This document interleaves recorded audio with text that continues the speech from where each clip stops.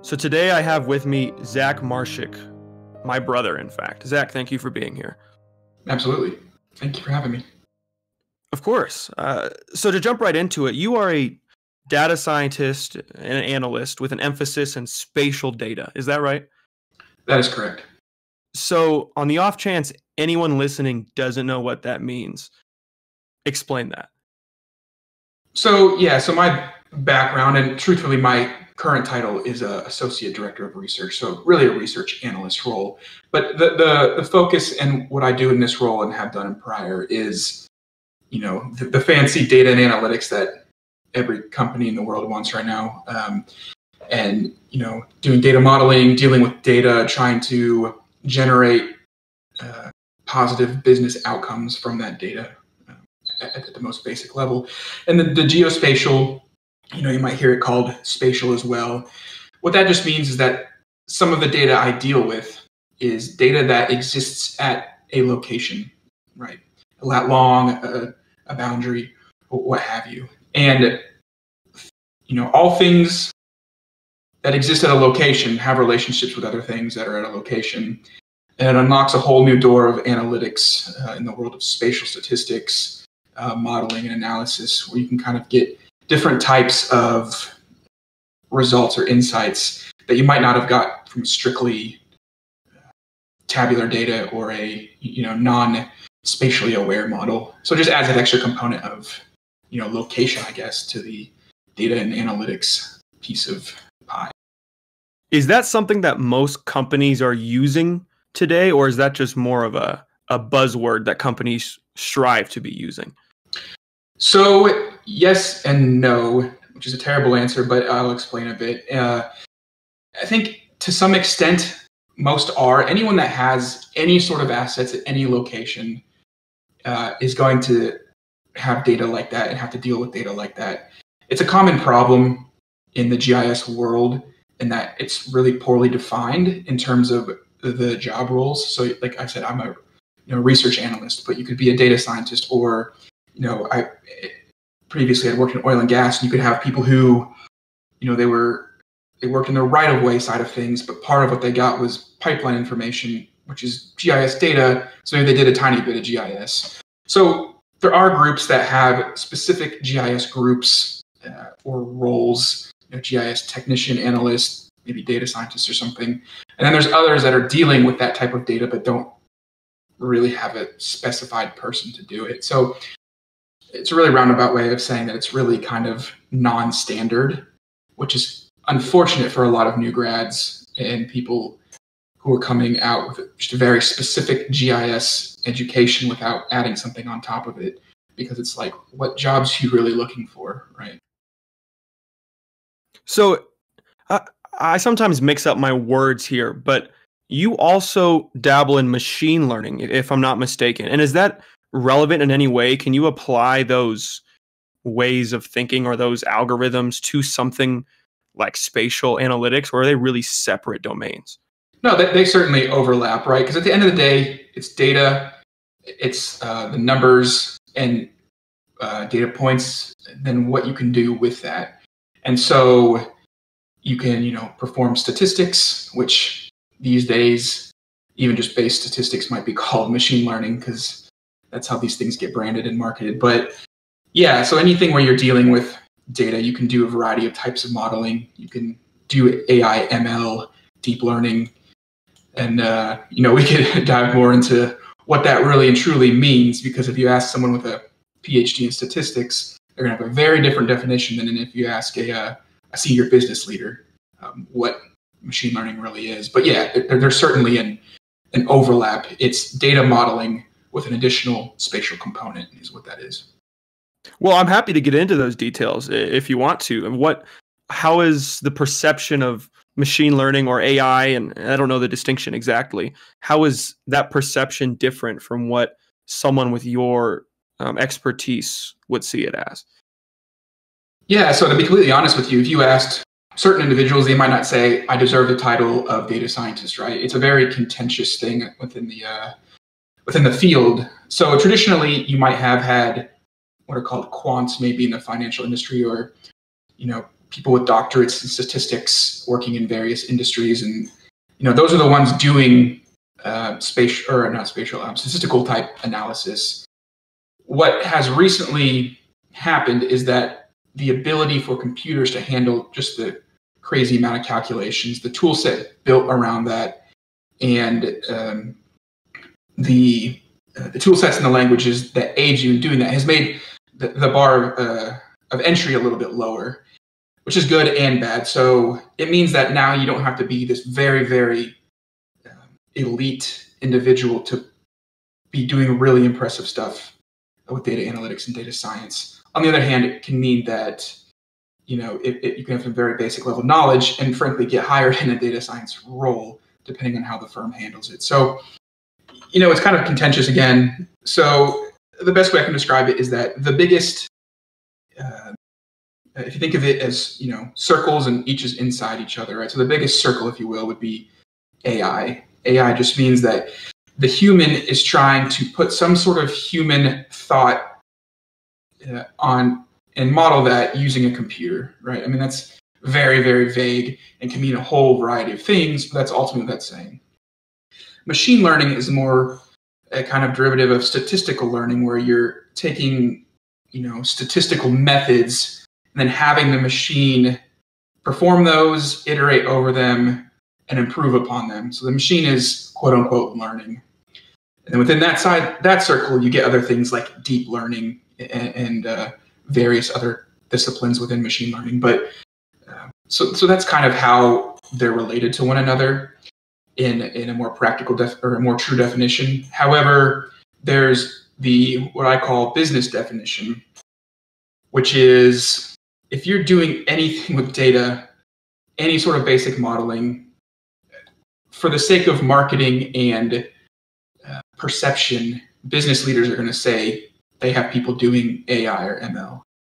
And it's interesting, and you can get into theory of language really with this, is like, what is AI ML? Well, you can almost argue it's become just doing spatial or statistical models, because that's the definitions are determined by usage, right? It's becoming so just ubiquitous for every company to say they're doing AI ML.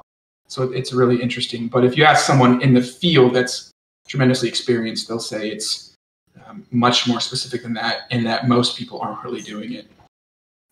Do you think this definition is contributing to the lack of understanding, by myself included, I'm sure, of what these terms really mean? Because hearing stories from those who seem to know what they're talking about, they give tales of how these could be dangerous if they're not legislated well, for example. Mm-hmm. And we have, at least in the Senate and somewhat in the House, legislators who don't seem to know what they're talking about or not really understanding what's being discussed. Do you think that perception of, this is all AI because it's a nice buzzword, is actually damaging our ability to legislate properly? Or do you think this issue is a separate issue completely? Yeah, so, and I'll even go broader than legislating first and just say, absolutely, terminology and definitions are important because it affects understanding. Absolutely, it does. And, I'll draw a parallel to something I'm familiar with, and you probably heard it as another kind of buzzword in the news is 5G. So, I worked at Verizon prior to my current role, and it gets to the marketing and business side of things and confusing what is reality, right? So 5G is almost split into two categories of the ultra wideband and then what you could consider 4G plus almost in a way.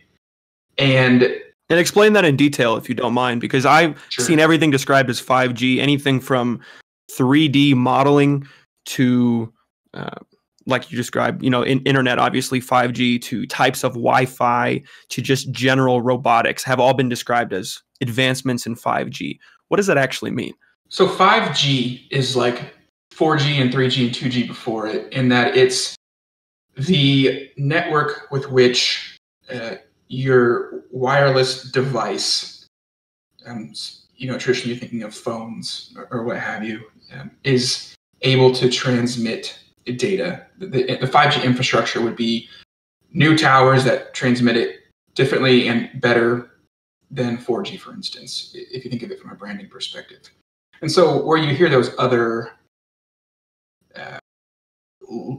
types of things talking about 5G, whether it be robotics or the medical industry, they're saying that the power of this 5G unleashes allows or could allow for all of these different types of technologies to grow and transform and change in massive ways. So they're still, if they say 5G, they're still talking about a network, but they're talking about how leveraging that network could change the way things are done. And so the reason I brought it up was to kind of talk about how we're defining things. And in the race to get, subscribers and credit for being first to launch 5G and various things like that, I call it the marketing game, it got very diluted as to what it truly was. When robotics and other things, self-driving vehicles, when they're talking about 5G, they're talking about what is called ultra-wideband, which means basically you can transmit absurdly huge amounts of data at ridiculous speeds, in layman's terms, and which means that cars could instantaneously communicate with each other. If you're operating remotely, everything is done without lag, perfectly, instantly. If you're using a medical robot using 5G or something like that, right? And when people talk about the future of the world of 5G, that's what they're talking about. And it has its own downsides to it too, because your network needs to be much, much more dense because the waves can't transmit as far, right? So they can only go a very limited distance. And so that's when it got interesting in the marketing game. So initially Verizon, for instance, was trying to market 5G as that 5G, the ultra wideband. And so if you look at a coverage map, you see like a few select streets and a few select cities have 5G. And then T-Mobile comes over and says, well, we're covering the whole nation. You're barely covering a few streets. But what they did is they basically took a slightly different bandwidth than the 4G, which is a little bit more an improvement on the 4G. You call it maybe 4G and a half or something, maybe if you wanted to give it a name other than 5G. But because they're calling it 5G, they can come out and say, we've covered the whole nation with 5G. But then it confuses people because this promise you're being told of 5G and we're all going to have self-driving cars and it unlocks a million things with zero latency or whatever. You can't get that with it. And so I say all this to draw the parallel back to the AI ML in that, yes, how you define things matters critically for how people perceive it, and then how it can continue to contribute in various ways.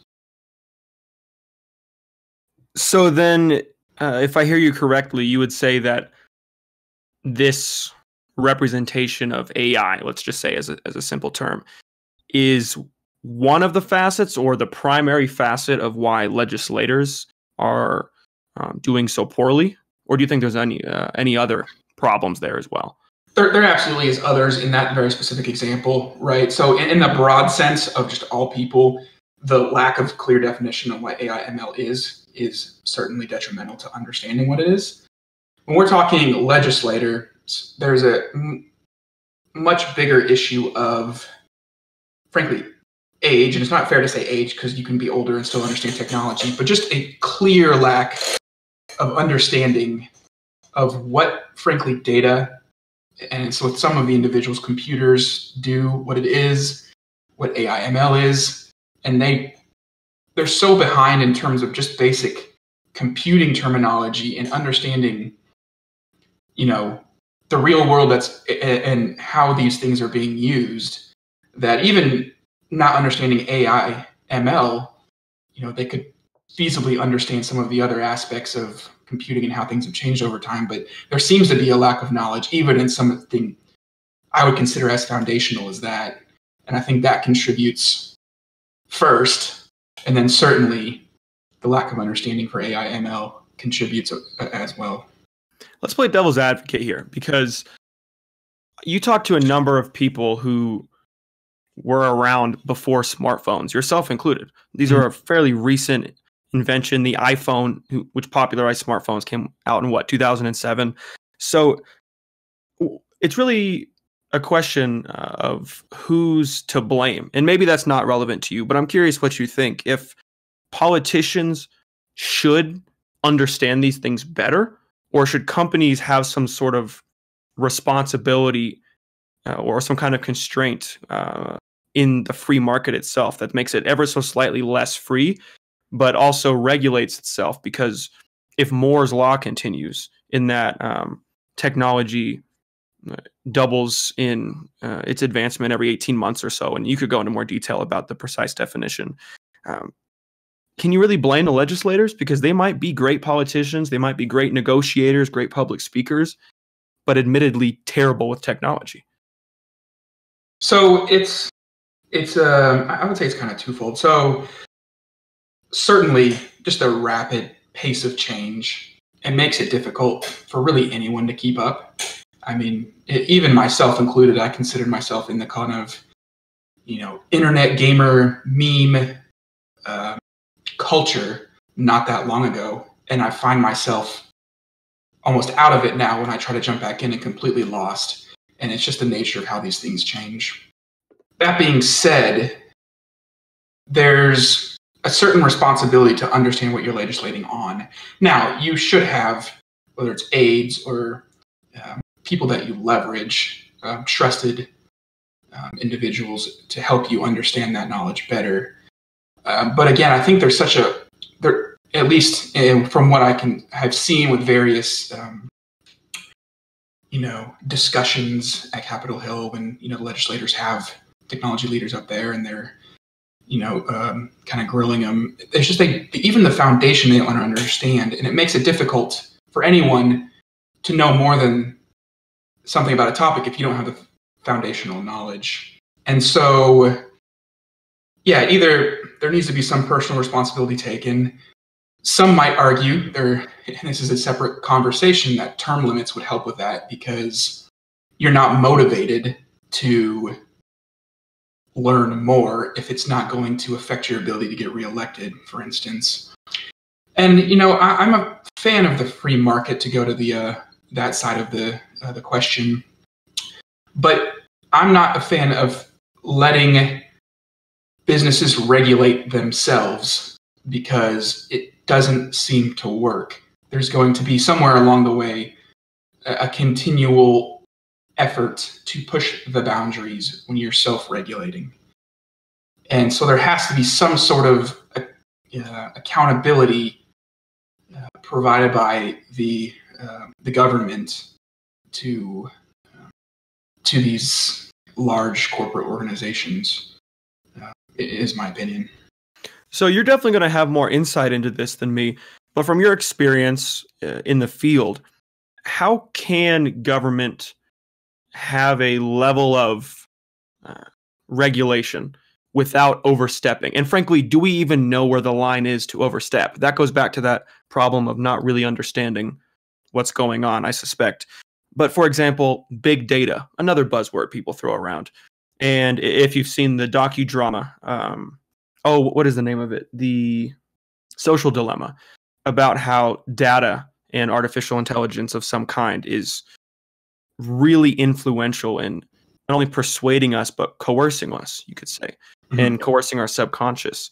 That seems on the surface like something we don't want to have in company hands. You'd think maybe we should regulate that. But how can the government regulate that if they can't fully understand what it is? Right. And so it does become difficult in that sense if they can't fully understand it. I think you can get there. It's just accepting accountability and understanding, frankly, to have a desire to really understand it, because it weirdly seems like there hasn't been a desire to just truly understand it. But I think it kind of gets to the point of data responsibility. And what I mean by that is there's a term, and I'm blanking on the term, of which describes that there is a gap between when something becomes reality, especially in technology terms, right? Say the way we're social media companies are using data, and until there's a legislation that can properly account for that. So there's a gap in there, and you have to, so how do you then take care of things during that gap? And then there's kind of a moral guidance that one would need to have and adhere to during that time period. So for starters, we're in that time period clearly. So there has to be some sort of moral reckoning, at least until legislation comes along. But that aside, say we're to the point where we're starting to legislate, I think it comes down to personal data liberty, I guess you could say, and regulating it from that perspective, in that you allowing an individual to own their own information and what's done with it. And that could, starting at kind of the ground up from there, could be one way to approach it, which is kind of how the European Union has done it. And I'm forgetting the acronym, unfortunately. And then even California, to some extent, they have passed regulations that put you in control of your own data and allowing you to truthfully opt in and out, rather than just, accepting a terms of conditions you don't truly understand. So I think if, to answer the question, it's difficult if they don't understand it, but they have to take responsibility, the legislators do, to attempt to understand it. But then to try and make something that legislates it, I believe the best way to go about that is kind of the ground up, individual people owning their own data and owning what happens to it and opting in and out in that way. So to go a level deeper, are you saying that you think this is just one potential option, or are you really in favor of some kind of halting of data collection? For example, you understand the data world very well. Do you think there is too much data collection, or there's too much integration between data sets? Is that really a problem, or has that in its own sense been exaggerated somewhat for political reasons, and we haven't gotten to the point where it's really as dangerous as some people make it sound? So yes, it's a problem. And it doesn't mean that the solution I'm proposing is the only solution by any extent. So I'll start with the problem piece first. And it's a problem in a couple different ways. And that's, there's the deliberate misuse of the data, a la like Cambridge Analytica or something like that, right? Where it's a very deliberate attempt to use the data in a way to manipulate people. And certainly they have no idea that the data that's collected on them is being used in such a way. The other problem I see is that an unintentional problem, and that's that you don't have a desire, whatever organization is using it, to necessarily do bad things, but inherent problems with data and modeling cause negative consequences, right? And so if you, to keep on, I referenced Cambridge Analytica first, so stay on social media, it creates these kind of silos of information where we all would agree it's good to see things that we're interested in. We happen to like dogs and computers, and so we see things that are targeted to us. The problem is when we're so targeted, the models target us too well, we just hear the same information over and over, and then kind of puts us in those groups where we can't possibly see out of them because our whole world reality is being affected by that. And that could be deliberate, like I said, the Cambridge Analytica example, but it's also sometimes just unintentional. It's just a nature of, hey, we want to deliver this to you, doing cool stuff with data. Suddenly this is happening, right? Because of it. So those are, the problem side of the equation. And so, how do we resolve that, right? So the reason I referenced the European Union's regulation, and I'm embarrassed that I can't remember what it's called off the top of my head at the moment, but it's because it was attempting to basically regulate collection of you individually and allow you to know what's happening to your data, right? And so, there's a lot of technical ethics you could get into in data ethics. And, some might go so far as to say, if a company makes billions of dollars off of people's data, those people then should get some piece of the pie and be financially compensated. I don't know if I'd necessarily go that far, but I certainly think you should be when you're opting into something, you should know what all their pieces of information they're taking about you, and then what they're doing with it, in their modeling. And so, as you kind of alluded to, bringing data sets together, the real power of all this is all these different data sets coming together. So you might consent to Apple knowing your heart rate, but you probably don't consent to the fact that, or consciously understand the relationships to the fact that, Facebook could know your heart rate, could know, as the movie kind of showed, what you're listening to, your mood, that you recently broke up with someone, and hyper target you in that way. And I don't think most people understand that when they agree to, say, the terms and conditions of collecting a piece of information here or a piece there. And I think that's where the problem arises, but it's also where the true power of data can be unlocked. And so there has to be a way to explain what's happening to people. And for those who choose to live the modern life and what these models can provide, at least understand how they're using your data in a more holistic way, and not just that one little thing here or there. Yeah, it really hits on two key points, I think. The first being, as you said, do people really understand? Because even if you present the information that, hey, we're going to have your data, but you're going to get a better service because of it, they may not know that, oh, actually, they know my mood, they know my relationship status, they know my, whatever it might be. They know a lot about me, my heart rate. So that's one point. I don't think people understand the intersectionality of data and how powerful that is for targeting, let's say. And then the second aspect is also choice. I wonder if there's any threshold of technological nihilism, you might say, as an outcome, where if everyone actually seemingly does understand the problems, they see, I'm only getting one set of news, I'm only getting one set of targeted ads, basically. Everyone knows everything about me, but I just so happen to like those ads better. I like that news better because it agrees with me. And I might be in an echo chamber, but we all get along. And this is a deeper philosophical question that you might not have an opinion on, but what do you think we do at that point if we ever got there? Yeah, so that's the difficult part, right? So that almost goes beyond people wanting a certain thing and understanding the societal implications of that. And that's a really difficult thing to answer. So certainly we can say objectively, with some, baseline moral compass, that we're seeing that this, echo chamber approach has had negative consequences.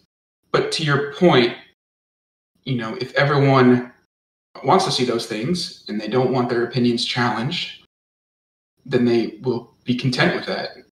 And breaking that mold, that's probably the most difficult question out of all of this. We can talk about data regulation and legislation side and morals and ethics of data, but if people are happy in this little world, you almost get into this, those kind of discussions of those books of utopias and stuff, where it's people are content to be in their little world and don't care to break free. Like I said, any moral foundation would say, well, you should have the capability of breaking free. And there's a certain point where you're kind of being influenced to the extent that you've lost that freedom of thought, even though you think you've consented to this. You truly are losing your freedom of thought in some capacity, because you're just being fed what these models think you should be fed.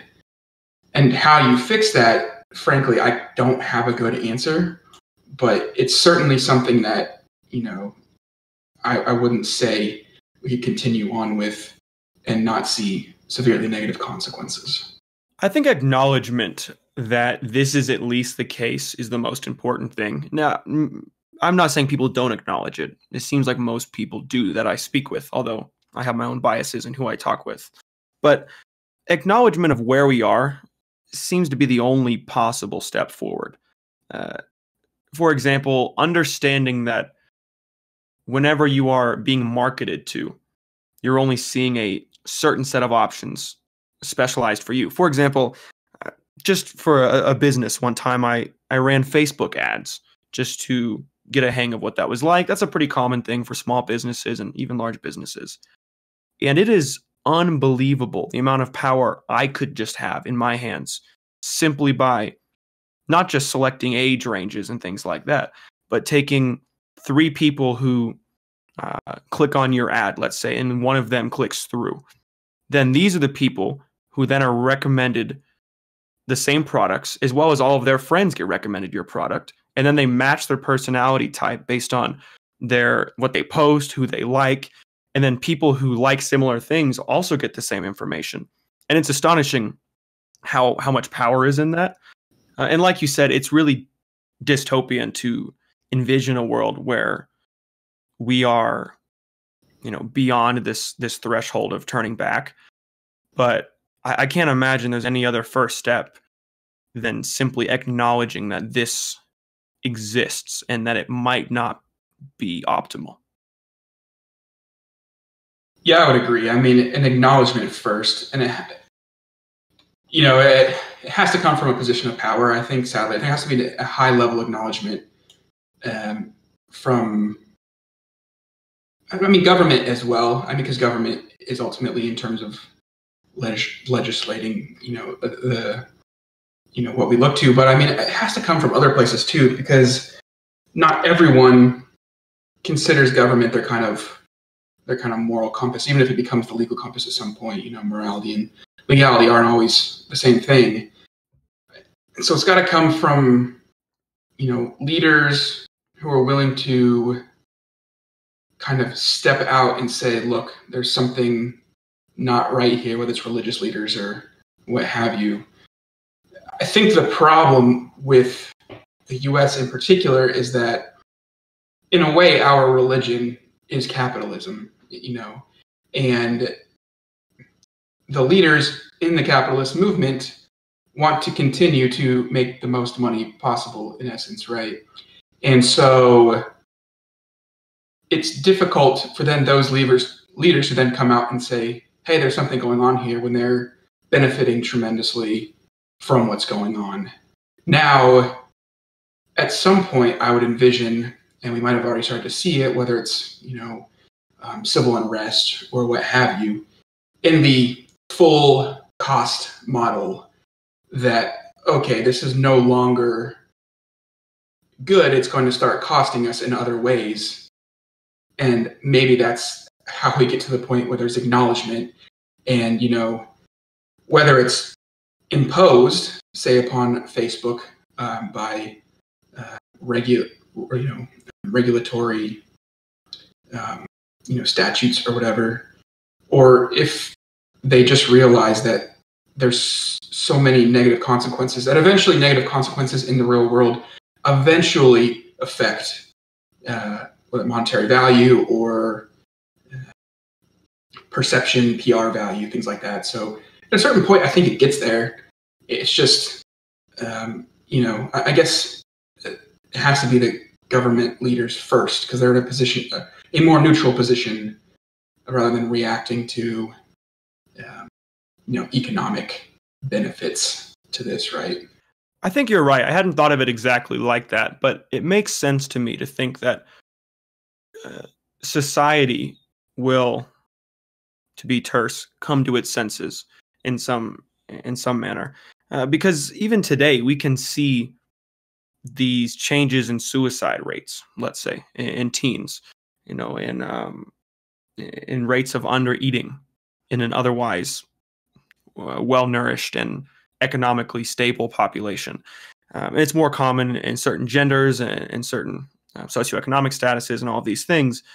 But you can already see some explicit side effects, aside from the deeper echo chambers that are clearly there, but not quite as easy to quantify.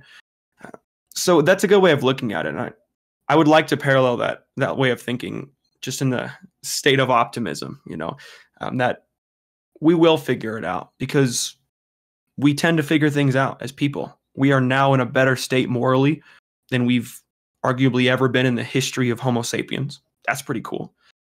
So that's a good way of thinking about it. I do wonder, though, like you said, that legislators need to come out and, of course, say these things, and big tech CEOs maybe should say these things. It leads on to this topic, though, that what is the value of expertise? In a lot of fields, let's say the philosophies, you could be an expert in philosophy, but if you have sound arguments, then it doesn't matter if you have a PhD in philosophy for your arguments to be true. But in data, I might be able to make a decent argument, but I don't actually know the entirety of the concepts that I'm talking about. So in this world, how important do you think it is that the individuals who are implementing this regulation, or the advisors that should be involved, really are qualified to be involved?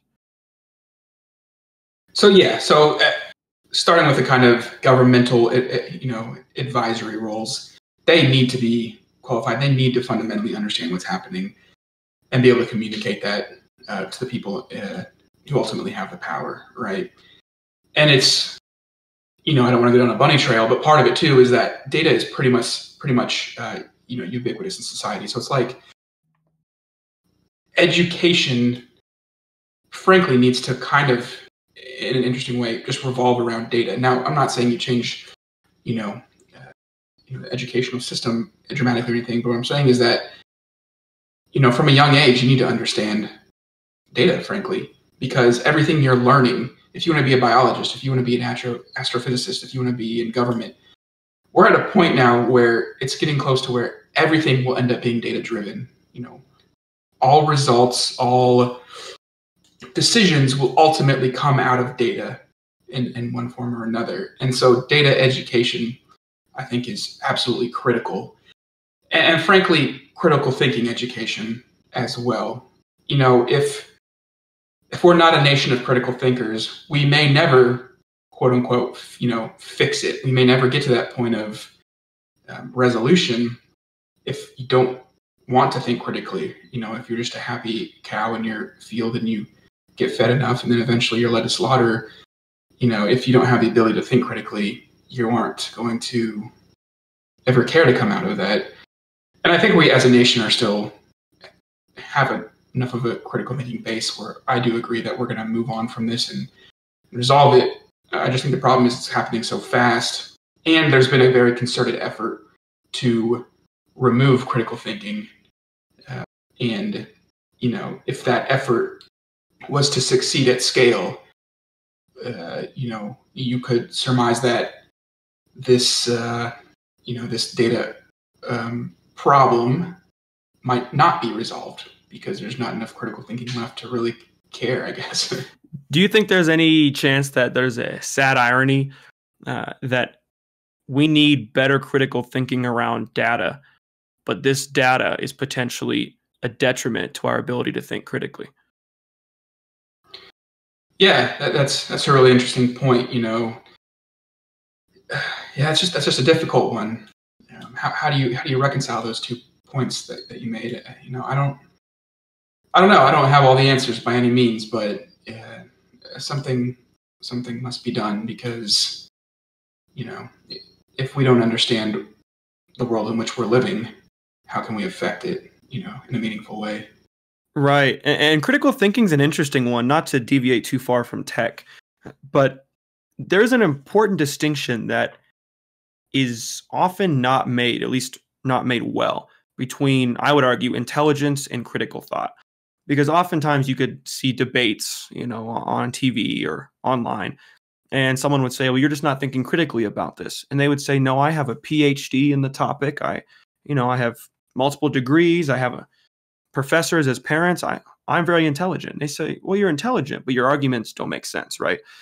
So I wonder if there's any sort of distinction that can be made between the two in the education system or in the tech world that would help people learn how to think critically, learn how to analyze whether or not they're signing up for something that is dangerous to their data privacy.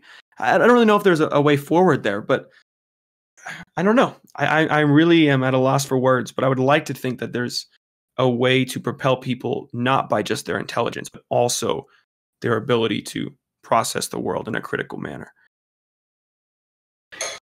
Yeah, so that's interesting. So I think people kind of inherently like the path of least resistance. I had a personal trainer for a very short period of time, my senior year of high school, or before my senior year of high school.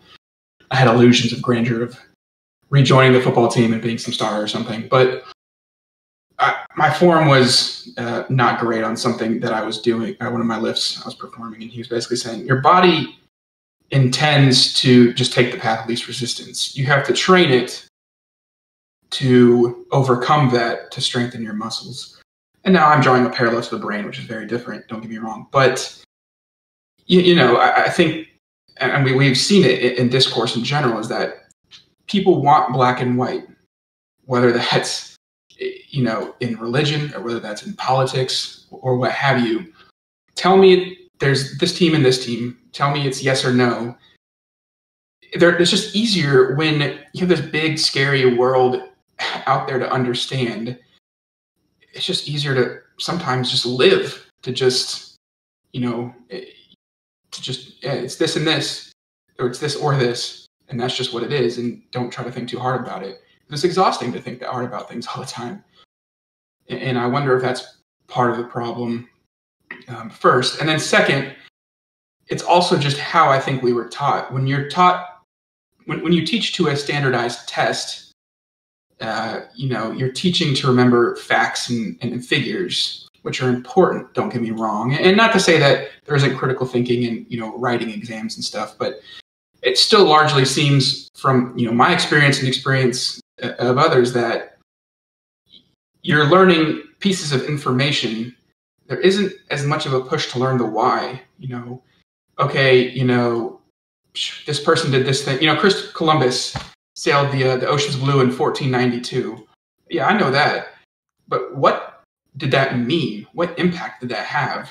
Right? And that's the part you want it to be focused on. And I don't know that the educational system we have in place focuses as much on understanding the impact and teasing those things out, rather than just like, oh, here's what happened. Now go to the next page and look, this word's bolded. That word means this. But why does that word mean that? And what does that word have to do with, broader topics? So I don't mean to blame the educational system, but it doesn't seem to feed into, that type of thought. It seems to kind of contribute to that black and white mentality of, here's the facts. Don't think too hard about it. Just know these things, and then you're smart. Absolutely. I can personally attest to that on a number of levels. For example, I have taken upper division college courses where the final exams are asking you what percent of someone from this article thought a certain thing. What percent of people, rather than, why does their psychology react a certain way to a stimuli or to politics? Instead, it's, this article exists. 66% of people thought one thing or another. What group was it? And it's like, well, that's cool, but I didn't learn anything from that, right? Or you can look at the ACT, which I remember taking the ACT instead of studying for it like I was supposed to and understanding the questions. I just took it a bunch of times, which for anyone listening who hasn't taken it, I don't recommend doing that because it costs you money every time. But I learned how to take the test. And I know, just because I know you personally, I know you're a good test taker as well. But just combining a decent skill set for test taking and then learning how they write the test, my scores just went up every time, right? And that did almost nothing in preparing me for college. It was helpful in getting me into a college because that's what the colleges want to see. Fine. It's standardized. I get it. But it didn't prepare you for anything. And none of your courses really transferred over to the test, frankly. So my point of bringing this up is I agree completely. There seems to be a lapse, and this even applies to data as well, between what is being taught, which is a good first step. What is the information? What is data? And even that isn't perfect in education right now. But then the bigger question, the deeper question of why is this important? And how can you form your own conclusions around this evidence that's presented? Yeah, exactly. And to the Chris Columbus example, because it's easy, you need to know that Chris Columbus sailed. It's important to know 1492 because you understand history and the frame of reference and the time that it was. So that's a good, like you said, foundation to understand these points here or there, right? These black and white points. But if you stop there, then you miss the whole point of why are we even studying Chris Columbus? Oh, because he came over and then there was this massive indigenous populations and then suddenly they were dying and then they were at war and their relationship. And then Spain settled parts of the Southwest, Americas and then, South America. And what does that all mean? And what are the implications? And that's what's the most important, right? So knowing that he sailed, that's good to get to that level. But if you don't understand the why, then you're missing out on the most important piece. Yeah, and on education too, I want to diverge slightly and actually, ironically, bring it back into coding. In the realm of education, let's just say K through 12. From my experience, and again, I've only been to a couple school systems, so I can't attest to the United States in its entirety. There seems to be a lack of coding. I went to a solid high school, frankly, and my junior year implemented their first coding class ever. This was only, a few years ago. And it was very basic, entry level, and frankly, that's good. Those fundamentals are important. But I didn't graduate with any understanding of front-end coding, back-end coding, analytics, anything like that. And so I wonder, as you mentioned, this knowledge of data is going to be so vital in the future.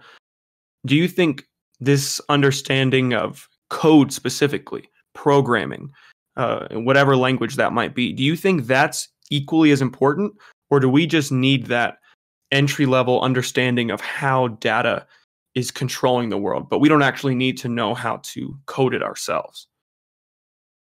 Yeah, so would I say it's as important as understanding the implications of data modeling and how that's affecting the world? I don't think it's as important. I think everyone needs to understand fundamentally, what's driving the world, what's the world we live in, and data is that world. And we need to, from a young age, start to understand these things. That being said, I'm not saying it's not important, because as everything gets more and more and more data centric, and you can see it now, there's a huge skills gap. Every industry, manufacturing, oil, finance, tech, whatever, every industry, government, everyone wants data scientists and experienced data analysts.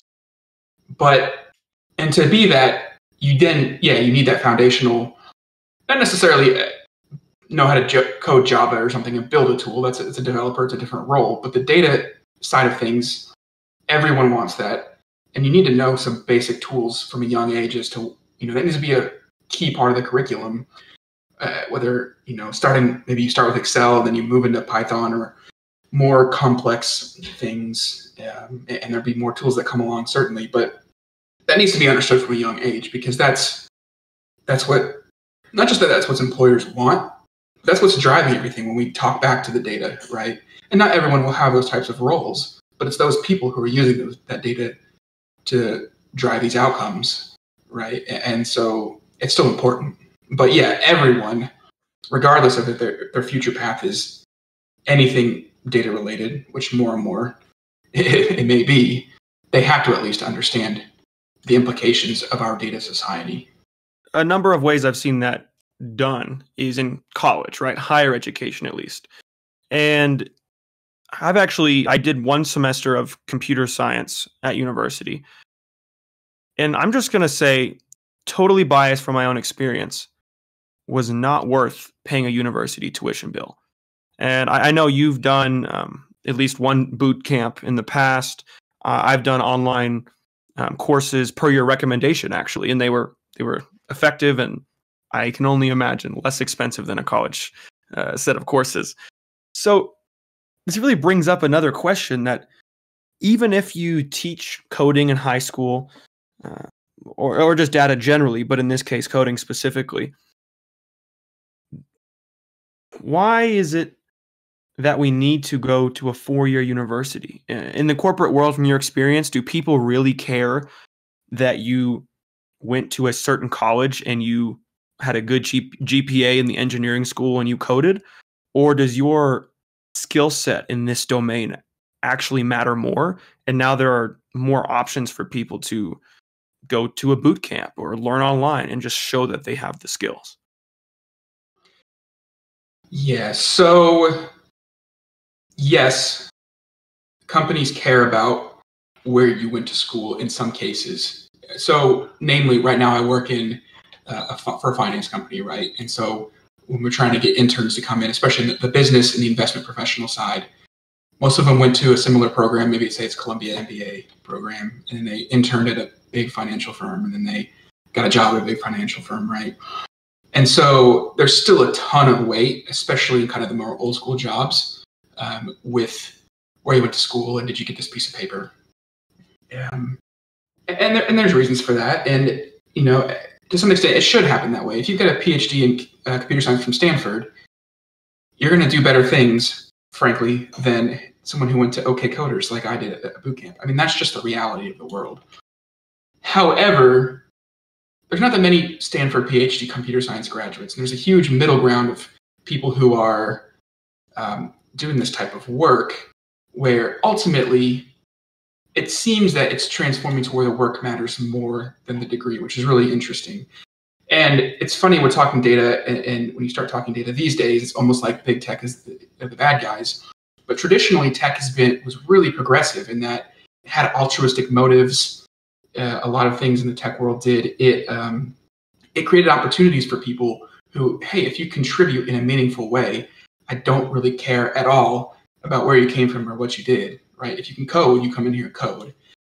And so I think that's still occurring when you look at the IT side of things. Personally, I think you could be an incredible developer with a 2-year degree or maybe some sort of apprenticeship, especially when you look at what's out there in the massively open online courses, the MOOCs, right?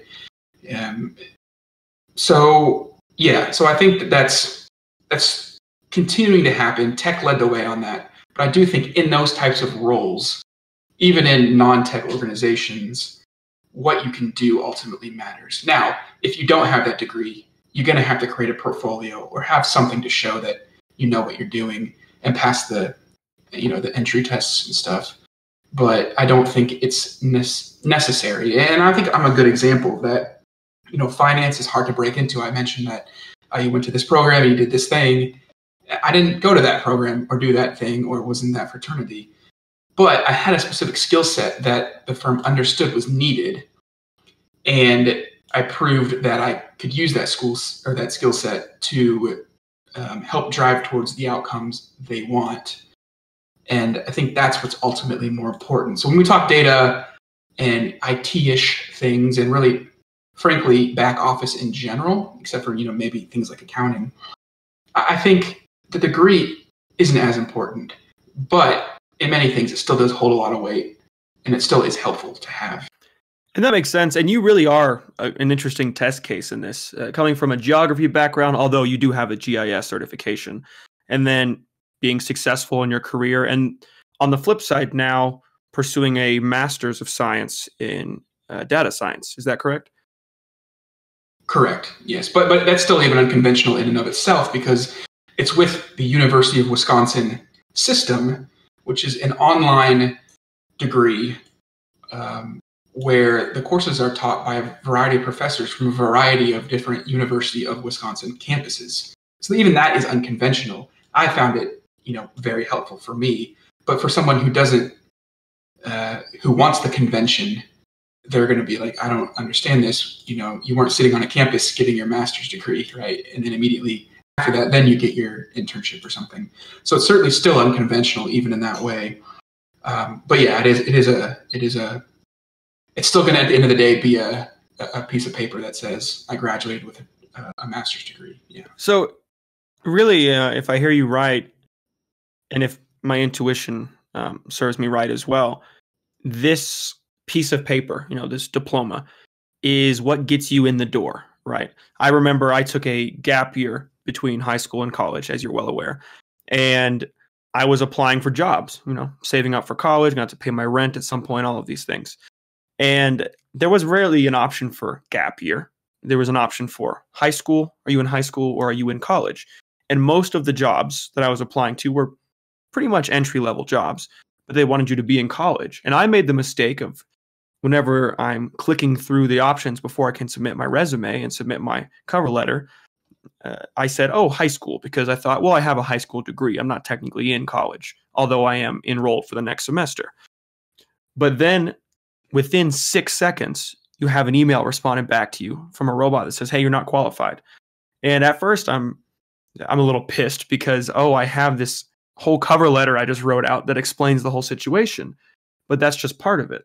So on a similar line of thinking, then you're kind of saying that although you need qualifications or you need to show your skill, let's say, to be a good developer, companies will often expect you to have some kind of qualification, some kind of legitimacy to whatever skill set you say you have. Is that fair to say?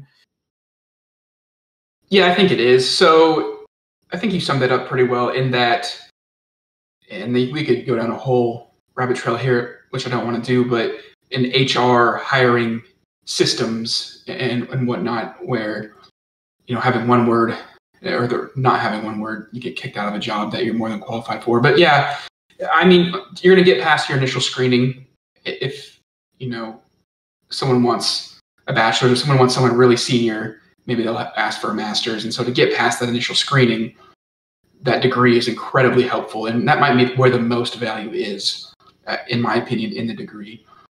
Although having a wide breadth of education that a degree gives you is still important. But there still are kind of more old school hiring managers and whatnot. So even if you make it past, that are going to see you don't have that degree and just think you're not as capable or as qualified as others. There's certainly that human element to it.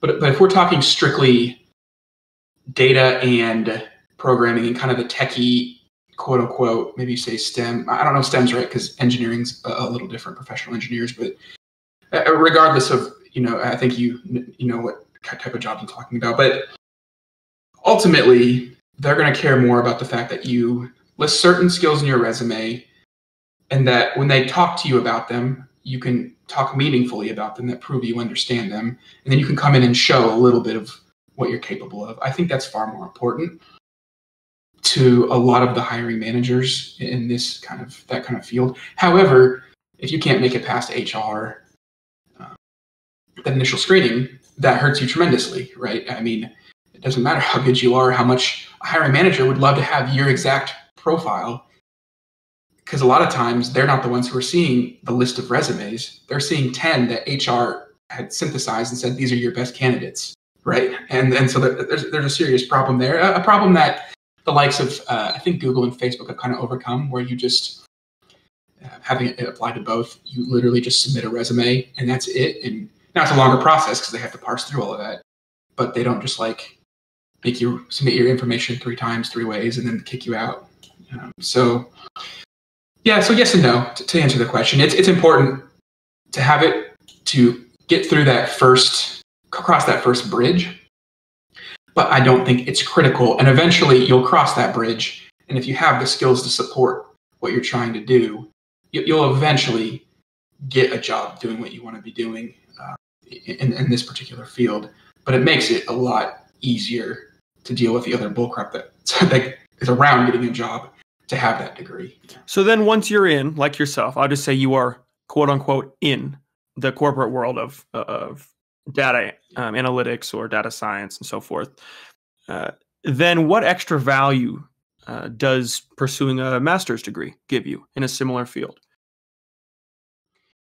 So for me, I knew I wanted a further education. So obviously my background, geography, but GIS. So there's a data component and information component to that. And then I did the full stack bootcamp as well, which was important. But me wanting to move into a more analytical, data-centric role, I knew I needed more of an education. And you can do that without getting a further degree. There's certainly lots of really good coursework out there online you can access. I knew some individuals at Verizon in the Denver office that went to just boot camps, didn't have masters, but went to data science boot camps, and they were very good. They really knew their stuff.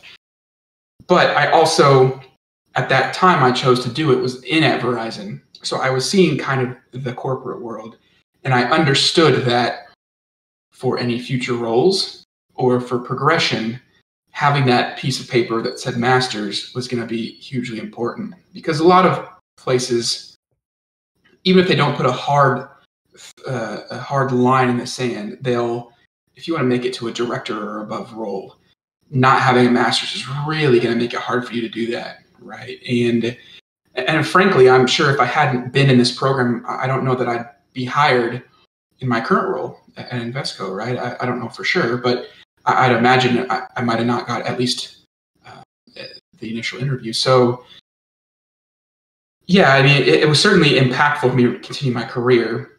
That doesn't mean that you can't be a capable data scientist or data analyst or developer with just a bachelor's or less. It just makes your walk a little bit more uphill, I would say. And maybe that's the best way to summarize all of this discussion thus far on this topic, is that you're going to be pushing a boulder uphill more when you're creating obstacles for yourself by not having those. But you can certainly overcome them with enough of a portfolio or enough applying, or Yeah, it really gives credence to, or at least plays into slightly, the idea that if you're at least somewhat qualified and you do try hard enough, you can probably do all right in life. But sometimes you're going to have a leg up or a leg down, if that's even an expression. So that makes perfect sense. At the end of these podcasts with guests, I'm trying to get into 3 questions that really sum things up and give a bit of advice to those listening. The first thing being, given your career path or even just your path that got you to where you are today, if you could have changed anything, what would you have changed and why? That is a really great question, and I really appreciate that, because I like to kind of, be retrospective sometimes. And so, I don't know that I would have got the geography degree, being where I am now. I like to say the line, well, everything led to me being where I am now, so I wouldn't change a thing. And that's frankly true. And, butterfly effect and all that. But, it'd be hard for me not to say I would have liked to maybe a computer science degree, but really more focus on business analytics. I found that a lot of the education that I've had to catch up on has been business side of things. Obviously, I've caught up a lot on the data science as well and the development over my time, but just a better foundation, I guess, in one or the other. So either the computer science degree or an analytical business degree. Interestingly, though, I don't know that there would have been that right degree outside of computer science, because it's only really recently that data science, multidisciplinary degrees like data science or data analytics have even really existed. It's been, so maybe applied statistics would have been the best choice for me at that point in time, because those multidisciplinary degrees are very, very new. So maybe I majored in applied statistics. Maybe I did things a little differently that way, but I don't know how my path would then look, because at that time I didn't fully understand the corporate world. I didn't, I guess maybe I could have immediately gone a master's and then, done that path rather than trying to do it while I'm working, which certainly is a time sink. But, I guess maybe that's how I would have handled it. But I'm certainly perfectly happy the way things have worked out thus far for me. So I can't say with too much conviction that I would do things too differently, to be honest. So is there any word of advice you would give, to expand on that, for anyone trying to pursue a similar career that you're in now? Yes. So the way I see things now, I would venture to say an individual should figure out what their passion is, and then understand that to work with that passion and to be the most hireable, understand how data applies to it and the analytics side of things. And I don't mean to say that everyone has to be a data analyst. However, you at least need to have a fundamental understanding of these types of processes, regardless of what you want to do. I mean, even if you go forward and get a PhD in history, you're going to have to deal with data. I mean, that's just the essence of things these days. Maybe you go and you want to be a field biologist. Maybe you're working in the field, but when you're coming back from the field, you're logging your data points, and then some things, they're being used for something or another, right? So at least understanding how that works within what you want to do, I think that's critically important. But that doesn't mean that you need to be a developer. It doesn't mean you need to write code necessarily, but you at least need to understand how data is applying to it. And if you can have some base level stuff, some tools in your pocket, maybe it's just maybe it's a dashboarding tool or something that you can tell your data story in reference to whatever it is your passion is.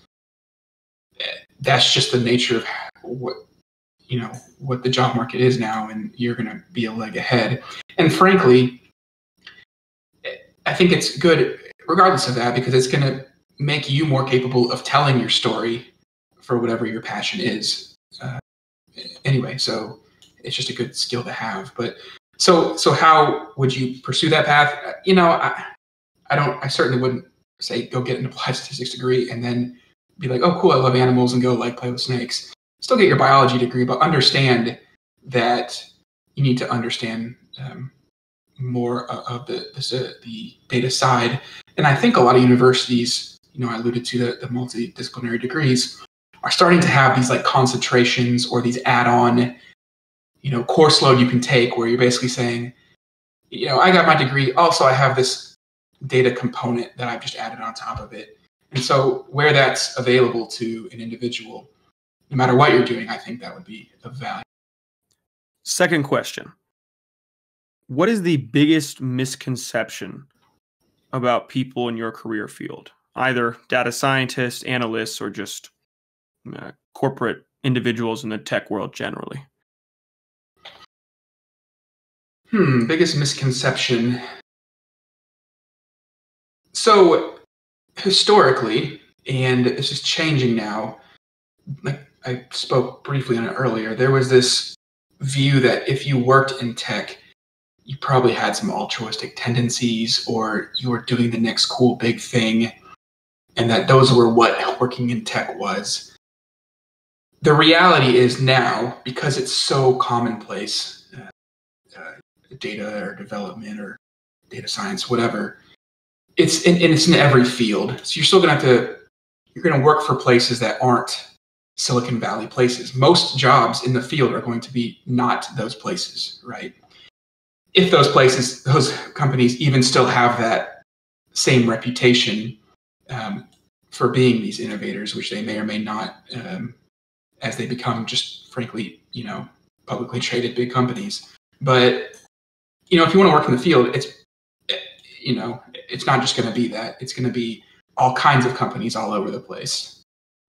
And so I think that might be kind of a misconception, in that you're going to work for a startup or you're going to work for Google and this is what it's going to be. It's like most of those types of jobs are all over the place in every field, right? And so the bulk of them are elsewhere. So I guess that's a misconception about the broader picture of that type of work.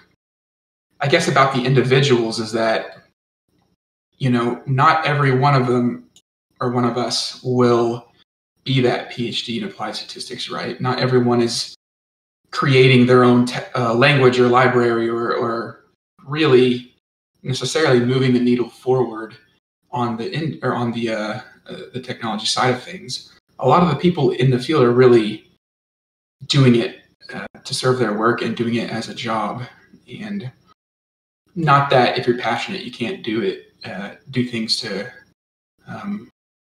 move analytics forward or what have you. But, there's this perception that everyone who does data and analytics, they're working in an innovation hub like Silicon Valley, and they're in their spare time, they're running a startup, and they, have some open source thing, and then that's what you do. And it's like the vast majority aren't, and you don't have to do that. If you want to, feel free, but that's not the common individual. And my third and final question: if anything, what is one thing you would change about your industry?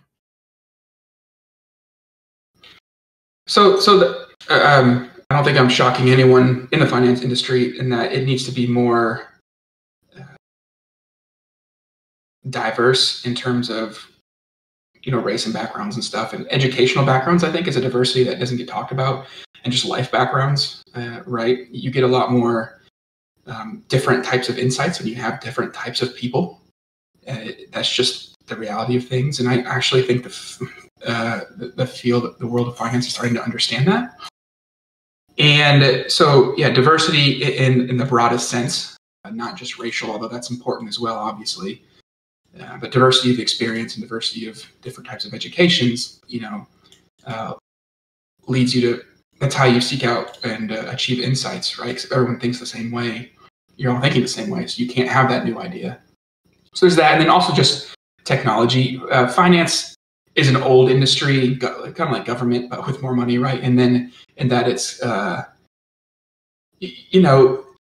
very old ways of kind of thinking and tackling problems, but there's certainly been a reckoning, and I see it now, where they understand they need to have data driving everything. They need to have a modern approach to data and analytics and databasing, and you can't just send around Excel spreadsheets like it used to be the thing you used to do. Just emailing spreadsheets isn't the way to handle things anymore. Oh, you're going to fall behind, right? And so I'd say those are the things that change. Number one, just being diversity of thought and background. But I do see momentum in firms trying to tackle that in some form or fashion. So there does seem to be momentum in that direction. So, we'll see how that pans out over time. Well, Zach, thank you for sitting down with me and unpacking these things. Obviously, you know what you're talking about, and you clearly love to continue learning, and likely will know even more the next time we speak. But thank you for sitting down again and being only the second guest on the Future of Thought podcast. It means a lot. Hey, Colton, I really appreciate you having me, and I'm honored to be on the short list to start off your list of guests. So that's really exciting, and keep on trucking, and I really look forward to coming back at some point in the future and talking some more.